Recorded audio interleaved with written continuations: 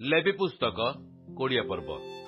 ଅନନ୍ତର ସଦାପ୍ରଭୁ ମୋଶାଙ୍କୁ କହିଲେ, ତୁମ୍ଭେ ଇସ୍ରାଏଲ ସନ୍ତାନଗଣକୁ ଆହୁରି କହିବ, ଇସ୍ରାଏଲ ସନ୍ତାନଗଣ ମଧ୍ୟରେ ଅବା ଇସ୍ରାଏଲ ମଧ୍ୟରେ ପ୍ରବାସକାରୀ ବିଦେଶୀମାନଙ୍କ ମଧ୍ୟରୁ କୌଣସି ଲୋକ ଯେବେ ଆପଣା ବଂଶର କାହାକୁ ମୋଲୋକ ଦେବତାର ଉଦ୍ଦେଶ୍ୟରେ ପ୍ରଦାନ କରେ, ତେବେ ତାହାର ନିଶ୍ଚୟ ପ୍ରାଣଦଣ୍ଡ ହେବ ଓ ଦେଶୀୟ ଲୋକମାନେ ତାହାକୁ ପଥର ମାରି ବଧ କରିବେ। ପୁଣି ଆମ୍ଭେ ମଧ୍ୟ ସେ ମନୁଷ୍ୟ ବିରୁଦ୍ଧରେ ଆପଣା ମୁଖ ରଖିବା ଓ ତାହାର ଲୋକମାନଙ୍କ ମଧ୍ୟରୁ ତାହାକୁ ଉଚ୍ଛିନ୍ନ କରିବା, କାରଣ ସେ ଆମ୍ଭର ପବିତ୍ର ସ୍ଥାନ ଅପବିତ୍ର କରିବାକୁ ଓ ଆମ୍ଭର ପବିତ୍ର ନାମ ଅପବିତ୍ର କରିବାକୁ ମୋଲୋକ ଦେବତା ଉଦ୍ଦେଶ୍ୟରେ ଆପଣା ବଂଶଜାତକୁ ଦେଇଅଛି। ଆଉ ଯେଉଁ ସମୟରେ ସେହି ଲୋକ ଆପଣା ସନ୍ତାନକୁ ମୋଲୋକ ଦେବତା ଉଦ୍ଦେଶ୍ୟରେ ଉତ୍ସର୍ଗ କରେ, ସେ ସେହି ସମୟରେ ଯେବେ ଦେଶୀୟ ଲୋକମାନଙ୍କର କୌଣସି ରୂପେ ତାହା ପ୍ରତି ଚକ୍ଷୁ ମୁଦିତ କରନ୍ତି ଓ ତାହାକୁ ବଧ ନ କରନ୍ତି, ତେବେ ଆମ୍ଭେ ସେହି ଲୋକ ବିରୁଦ୍ଧରେ ଓ ତାହାର ବଂଶ ବିରୁଦ୍ଧରେ ଆପଣା ମୁଖ ରଖିବା। ପୁଣି ତାହାକୁ ଓ ମୋଲୋକ ଦେବତା ସହିତ ବ୍ୟଭିଚାର କରିବା ନିମନ୍ତେ ତାହାର ପଶ୍ଚାତଗାମୀ ବ୍ୟଭିଚାରୀ ସମସ୍ତଙ୍କୁ ସେମାନଙ୍କର ଲୋକଗଣ ମଧ୍ୟରୁ ଉଚ୍ଛିନ୍ନ କରିବା। ଆଉ ଯେଉଁ ପ୍ରାଣୀ ବ୍ୟଭିଚାର କରିବାକୁ ଭୁତୁଡ଼ିଆ ଓ ଗୁଣିଆ ଲୋକର ପଶ୍ଚାତଗାମୀ ହୁଏ, ଆମ୍ଭେ ସେହି ପ୍ରାଣୀ ବିରୁଦ୍ଧରେ ଆପଣା ମୁଖ ରଖିବା ଓ ତାହାର ଲୋକମାନଙ୍କ ମଧ୍ୟରୁ ତାହାକୁ ଉଚ୍ଛିନ୍ନ କରିବା। ଏହେତୁ ତୁମ୍ଭେମାନେ ଆପଣାମାନଙ୍କୁ ପବିତ୍ର କର ଓ ପବିତ୍ର ହୁଅ, କାରଣ ଆମ୍ଭେ ସଦାପ୍ରଭୁ ତୁମ୍ଭମାନଙ୍କର ପରମେଶ୍ୱର ଅଟୁ। ଆହୁରି ତୁମ୍ଭେମାନେ ଆମ୍ଭର ବିଧି ମାନ୍ୟ କରି ପାଳନ କରିବ। ଆମ୍ଭେ ତୁମ୍ଭମାନଙ୍କର ପବିତ୍ରକାରୀ ସଦାପ୍ରଭୁ ଅଟୁ। ଯେ କେହି ଆପଣା ପିତା କି ଆପଣା ମାତାକୁ ଶାପ ଦିଏ, ସେ ନିତ୍ୟାନ୍ତ ହତ ହେବ। ସେ ତାହାର ପିତାକୁ କି ତାହାର ମାତାକୁ ଶାପ ଦେଇଅଛି, ତାହା ଉପରେ ତାହାର ରକ୍ତ ବର୍ତ୍ତିବ। ଆଉ ଯେ କେହି ପରର ଭାର୍ଯ୍ୟା ସହିତ ବ୍ୟଭିଚାର କରେ, ଯେ ଆପଣା ପ୍ରତିବାସୀର ଭାର୍ଯ୍ୟା ସହିତ ବ୍ୟଭିଚାର କରେ, ସେ ବ୍ୟଭିଚାରୀ ଓ ବ୍ୟଭିଚାରିଣୀ ଦୁହେଁ ନିତ୍ୟାନ୍ତ ହତ ହେବେ। ପୁଣି ଯେଉଁ ଲୋକ ଆପଣା ପିତୃ ଭାର୍ଯ୍ୟା ସହିତ ଶୟନ କରେ, ସେ ଆପଣା ପିତାର ଆବରଣୀୟ ଅନାବୃତ କରିଅଛି, ସେ ଦୁହେଁ ନିତ୍ୟାନ୍ତ ହତ ହେବେ। ସେମାନଙ୍କ ରକ୍ତ ସେମାନଙ୍କ ଉପରେ ବର୍ତ୍ତିବ।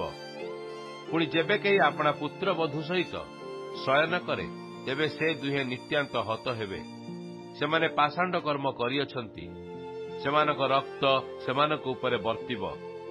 ପୁଣି ପୁରୁଷ ଯେବେ ପୁରୁଷ ସହିତ ସ୍ତ୍ରୀ ତୁଲ୍ୟ ଶୟନ କରେ, ତେବେ ସେ ଦୁହେଁ ଘୃଣାଯୋଗ୍ୟ କର୍ମ କରିଅଛନ୍ତି, ସେମାନେ ନିତ୍ୟାନ୍ତ ହତ ହେବେ। ସେମାନଙ୍କ ରକ୍ତ ସେମାନଙ୍କ ଉପରେ ବର୍ତ୍ତିବ। ଆଉ କେହି ଯେବେ କୌଣସି ସ୍ତ୍ରୀ କି ଓ ତାହାର ମାତାକୁ ଗ୍ରହଣ କରେ, ତେବେ ତାହା ଦୁଷ୍ଟତା ଅଟେ। ତୁମ୍ଭମାନଙ୍କ ମଧ୍ୟରେ ଯେପରି ଏପରି ଦୁଷ୍ଟତା ନ ହୁଏ, ଏଥିପାଇଁ ସେ ସେମାନଙ୍କର ଉଭୟ ଅଗ୍ନିରେ ଦଗ୍ଧ ହେବେ। ପୁଣି ଯେବେ କେହି ପଶୁ ସହିତ ସଙ୍ଗମ କରେ, ତେବେ ସେ ନିତ୍ୟାନ୍ତ ହତ ହେବ। ପୁଣି ତୁମ୍ଭେମାନେ ସେହି ପଶୁକୁ ମଧ୍ୟ ବଧ କରିବ। ପୁଣି କୌଣସି ସ୍ତ୍ରୀ ଯେବେ କୌଣସି ପଶୁ ସହିତ ସଙ୍ଗମ କରିବାକୁ ତାହା ନିକଟକୁ ଯାଇ ତାହା ଆଗରେ ଶୟନ କରେ, ତେବେ ତୁମେ ସେହି ସ୍ତ୍ରୀ କି ଓ ପଶୁକୁ ବଧ କରିବ। ସେମାନେ ନିତ୍ୟାନ୍ତ ହତ ହେବେ। ସେମାନଙ୍କ ରକ୍ତ ସେମାନଙ୍କ ଉପରେ ବର୍ତ୍ତିବ।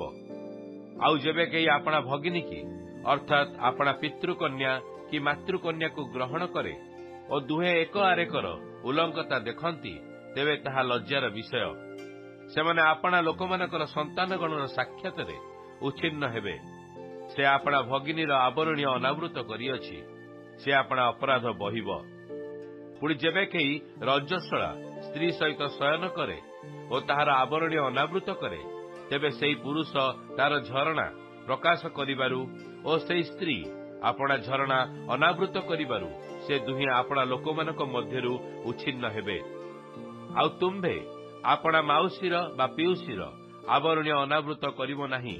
ତାହା କଲେ ଆପଣା ନିକଟବର୍ତ୍ତୀ କୁଟୁମ୍ବର ଆବରଣୀୟ ଅନାବୃତ କରାଯାଏ। ସେମାନେ ଆପଣା ଆପଣା ଅପରାଧ ବହିବେ। ଆଉ ଯେବେ କେହି ଆପଣା ପିତୃବ୍ୟ ପତ୍ନୀ ସହିତ ଶୟନ କରେ, ତେବେ ସେ ଆପଣା ପିତୃବ୍ୟର ଆବରଣୀୟ ଅନାବୃତ କରିଅଛି। ସେମାନେ ଆପଣା ଆପଣାର ପାପ ବହିବେ। ସେମାନେ ନିଃସନ୍ତାନ ହୋଇ ମରିବେ। ପୁଣି ଯେବେ କେହି ଆପଣା ଭାତୃଭାର୍ଯ୍ୟାକୁ ଗ୍ରହଣ କରେ, ତେବେ ତା ଅଶୁଚି କର୍ମ। ସେ ଆପଣା ଭ୍ରାତାର ଆବରଣୀୟ ଅନାବୃତ କରିଅଛି, ସେମାନେ ନିଃସନ୍ତାନ ହେବେ। ଏ ନିମନ୍ତେ ତୁମ୍ଭେମାନେ ଆମ୍ଭର ବିଧି ଓ ଆମ୍ଭର ସମସ୍ତ ଶାସନ ମାନ୍ୟ କରି ପାଳନ କରିବ।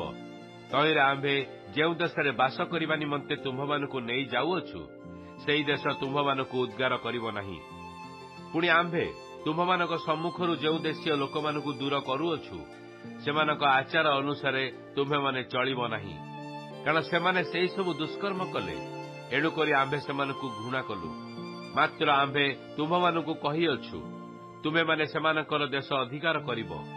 ଆଉ ଆମ୍ଭେ ଅଧିକାର ନିମନ୍ତେ ତୁମ୍ଭମାନଙ୍କୁ ସେହି ଦୁଗ୍ଧ ମଧୁ ପ୍ରବାହୀ ଦେଶ ଦେବା, ଯେ ଅନ୍ୟ ଲୋକଠାରୁ ତୁମ୍ଭମାନଙ୍କୁ ପୃଥକ କରିଅଛି। ଆମ୍ଭେ ସେହି ସଦାପ୍ରଭୁ ତୁମ୍ଭମାନଙ୍କର ପରମେଶ୍ୱର ଅଟୁ।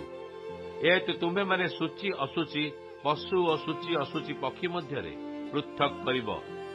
ଆମ୍ଭେ ଯେ ପଶୁ ଓ ପକ୍ଷୀ ଓ ଭୂଚର ଜନ୍ତୁକୁ ଅସୂଚି ବୋଲି ତୁମ୍ଭମାନଙ୍କଠାରୁ ପୃଥକ କରିଅଛୁ, ତଦ୍ୱାରା ଆପଣା ଆପଣା ପ୍ରାଣକୁ ଘୃଣାଯୋଗ୍ୟ କରିବ ନାହିଁ।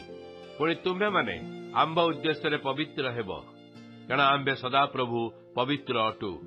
ଆଉ ତୁମ୍ଭେମାନେ ଯେପରି ଆମ୍ଭର ହେବ, ଏଥିପାଇଁ ଆମ୍ଭେ ଅନ୍ୟ ଲୋକମାନଙ୍କଠାରୁ ତୁମ୍ଭମାନଙ୍କୁ ପୃଥକ କରିଅଛୁ। ଆଉ ପୁରୁଷ ଅବା ସ୍ତ୍ରୀ ଯେ କେହି ଭୁତୁଡ଼ିଆ ଅବା ଗୁଣିଆ ହୁଏ, ସେ ନିତ୍ୟାନ୍ତ ହତ ହେବ। ଲୋକମାନେ ସେମାନଙ୍କୁ ପଥର ମାରି ବଧ କରିବେ, ସେମାନଙ୍କ ରକ୍ତ ସେମାନଙ୍କ ଉପରେ ବର୍ତ୍ତିବ।